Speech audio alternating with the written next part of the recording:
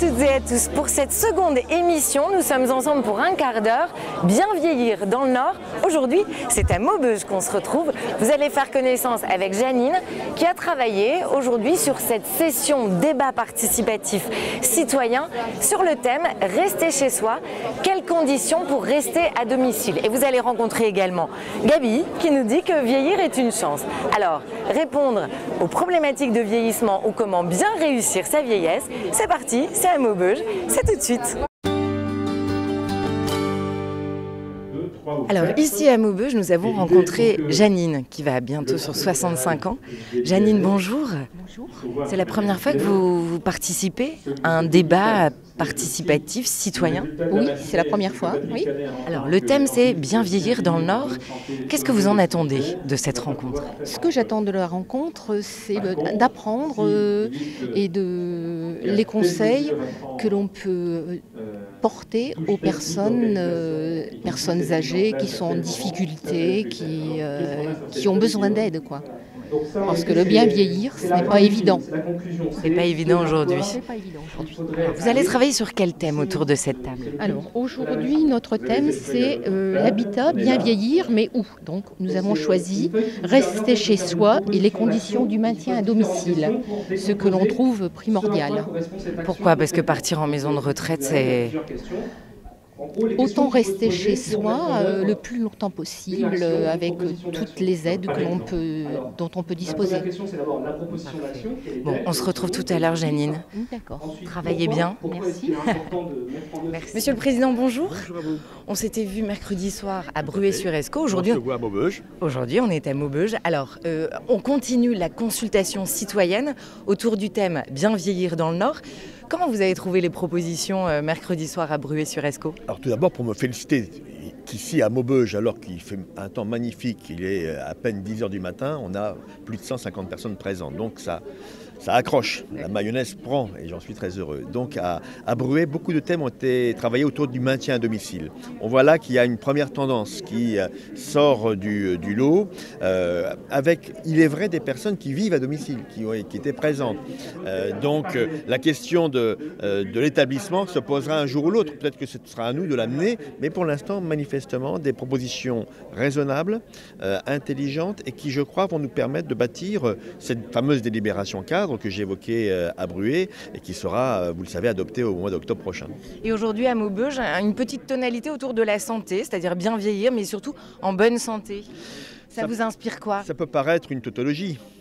On espère tous bien vieillir en bonne santé. La question de la prévention va se poser. C'est-à-dire que bien vieillir en bonne santé, ça signifie qu'à 30 ans, 40 ans, 50 ans, on se prépare à cet âge nouveau et donc on a une vie saine. Et donc la santé ne doit pas être vécue comme étant une réparation sanitaire, mais comme un élément de prévention. J'espère que les propositions vont apparaître en ce sens. Ah ben merci beaucoup, Monsieur le Président. On se voit à Villeneuve-d'Ascq ou à Bailleul? À Bailleul, sûrement. Villeneuve-d'Ascq, je ne crois pas, mais je suis sur Paris. Mais voilà, j'en ferai le maximum. Merci, parfait. À bientôt. Au revoir.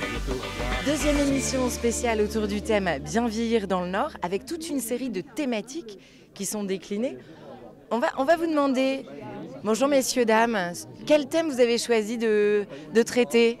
Découvrir, on est seulement en train de choisir. Moi, je traiterai tous les thèmes parce que tout est important. Tout est intéressant. Le 4 et le 13.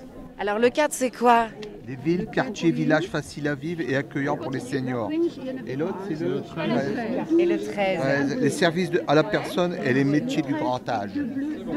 Bon, on se retrouve tout à l'heure, vous me direz ce que vous avez choisi. Donnez le goût de la lecture, vous allez rencontrer Sabine. Sabine, une jeune retraitée qui est bénévole dans l'école des grands-parents. Chaque semaine, elle anime dans une école primaire l'atelier Lire et faire lire. C'est le reportage de cette émission. C'est un bénévolat. Cette année, je fais ça qu'une fois par semaine, donc voilà, je donne de mon temps. Je trouve que je peux quand même. Moi, c'est le petit Nicolas. Vous savez lire là? Je fais ça parce que par rapport à la maîtresse leur apprend à lire. Moi non, moi je suis là pour leur raconter une histoire, simplement. Je leur donne le goût de la lecture. Le gros chien. Au début, je croyais que je ne savais pas lire, mais en fait, quand j'ai été dans cette classe, et ben J'ai réussi à lire. Méchant est devenu. C'est parce que ici on s'entraîne à lire. S'ouvre. L'important pour une personne plus âgée, comme moi, c'est de pouvoir quand même avoir encore ces relations, pour moi, avec les jeunes. Ça me laisse en relation avec les jeunes et même très jeunes. On doit faire tous les jours. Oui, on lit. Allez là-bas. Vite. Eh bien, tout comme Sabine, on a rencontré Josette. Josette, vous aussi, vous faites la lecture auprès des enfants? Oui, des enfants de 4 à 6 ans et d'autres groupes de 7 à 9 ans. Alors c'est quoi? C'est donner l'envie de la lecture? Donner de l'envie de la lecture et puis les enfants ils posent des questions, on leur répond, des mots qu'ils ne savent pas. C'est vraiment impeccable avec des enfants. Et vous, Josette, vous êtes contente? Ça vous apporte quoi de faire la lecture? Moi c'est un plaisir parce que maintenant mes petits-enfants ils sont grands et j'adore être avec les enfants. Merci beaucoup, Josette. Voilà.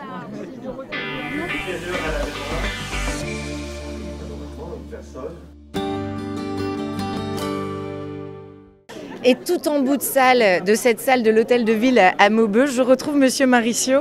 Bonjour, vous allez bien? Vous avez travaillé, j'ai l'impression. Cette fois-ci, on a travaillé pas comme la fois dernière. On était surtout en spectateur et cette fois-ci, on a voulu faire l'exercice donc de A à Z, faire une fiche de proposition d'action et puis voir un petit peu comment elle se déclinait. Alors en effet, c'est des propositions, des mesures, des actions concrètes. Vous avez travaillé sur quel thème autour de cette table? Alors le thème, il a donc été identifié avec les gommettes. Donc le thème, c'est bien vieillir, ça s'anticipe.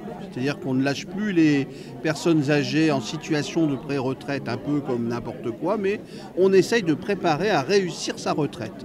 Ça signifie donc une formation, une rencontre, et pas simplement le calcul de la retraite tel que ça se fait dans le monde professionnel jusqu'à présent. Propositions concrètes?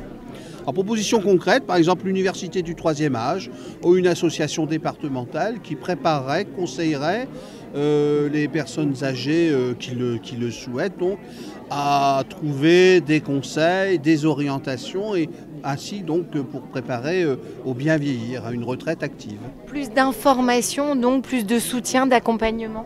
Oui, et puis ne pas laisser ces personnes un petit peu seules devant une problématique qui n'est pas évidente à résoudre. Que vais-je faire de mon temps libre ? Que vais-je faire si je n'ai pas forcément choisi des loisirs, si je n'ai pas une passion arrêtée ou déterminée? Et donc être là en soutien pour ces personnes qui sont un petit peu désorientées et on les comprend.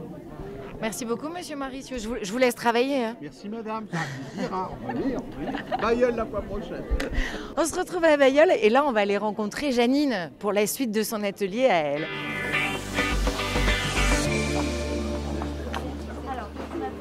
Ça existe, hein. Ça existe. Personnes qui vont.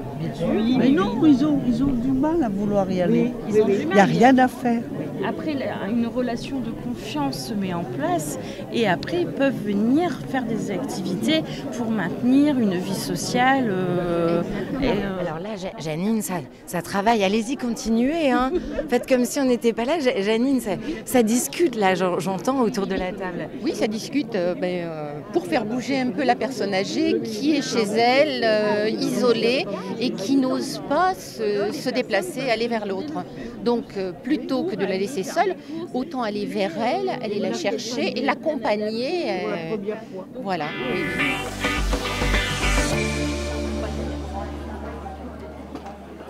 Finalement, quel thème vous abordez autour de cette table? Thème 4. Numéro 4. Ouais, Des villes, des quartiers, des villages faciles à vivre et accueillants pour les seniors. Et alors, ça donne quoi? Est-ce qu'il y a déjà des réponses concrètes, des propositions concrètes? C'est tous les post-it là? Oui, vous avez le choix. Garder des commerces de proximité, des zones adaptées avec l'utilisation des nouvelles technologies, favoriser le lien intergénération et une démarche sur la civilité, sur le respect des uns et des autres.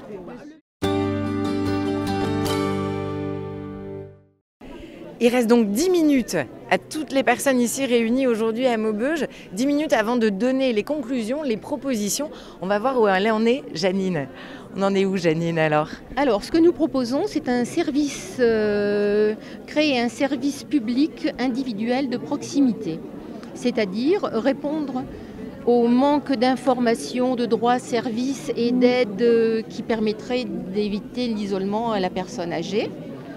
Donc ce serait pour les seniors, qui soient actifs, dépendants et aussi les aidants, surtout les aidants. Et comment, dans chaque commune, il y aurait une ou plusieurs personnes qui seraient dédiées à ce service et qui interviendraient à domicile, ce qui permettrait aussi l'isolement de la personne.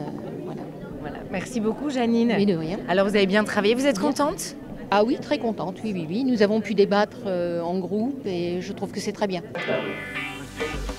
Qu'est-ce qu'il faut faire pour parvenir à ce futur? Quelles sont les premières étapes à prendre? Donc la vieillesse, c'est une chance. C'est une chance. Et puis la vieillesse d'aujourd'hui à 60 ans n'est pas la vieillesse que les gens de 60 ans avaient il y a 20 ans. Elle a évolué, alors on vieillit mieux, on vieillit moins vite, mais pour autant, il faut que tout le monde, que les jeunes, fassent en sorte que on ne reste pas dans la solitude. Parce que la solitude, c'est ça qui tue tout. À 50 ans, quelqu'un qui se retrouve dans la solitude peut prendre 10 ans dans sa tête. Et c'est terrible. Et si les gens sont autour, parce que c'est ça, la solitude et l'information, ça fait une bonne partie de gagner et ça nous permet de vieillir beaucoup moins vite. Puis on a des enfants, on a des petits-enfants, donc c'est à l'heure d'aujourd'hui, voilà, c'est le dynamisme. C'est le dynamisme. Merci beaucoup, Gabi.